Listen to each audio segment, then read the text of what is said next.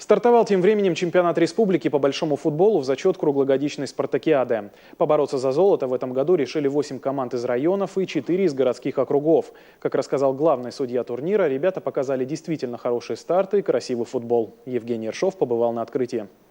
На улице около 6 градусов, но этим ребятам холода будто вызов. Настоящий характер футболисты начали показывать с первых встреч. Непрерывная и импульсивная борьба за мяч с частыми и опасными моментами заставляла болельщиков оставаться в напряжении аж до конца встречи.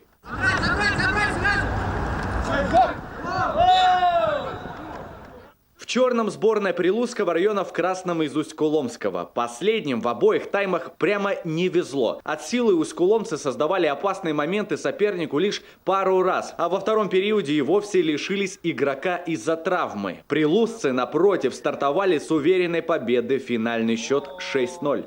Играть было на самом деле тяжело, погода плохая, тяжело дышится. Только еще первая игра, вкатываемся только. Дальше, может быть, будет полегче, но сейчас было нелегко даже, несмотря на счет.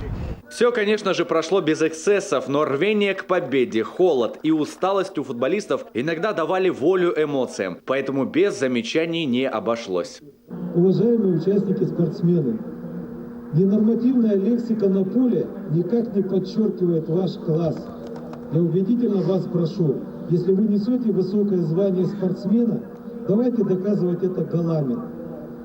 Товарищи судьи, прошу вас убедительно, обратите внимание на ненормативную лексику на поле. Это некрасиво, неэтично. Футболисты замечания выслушали и пообещали на поле больше отношения не выяснять. Вернемся к республиканскому футболу. Судьи просто не смогли не отметить, что уровень игры, пускай не стремительно, но растет. Результат налицо. Молодежь появляется, видно, что перспективная.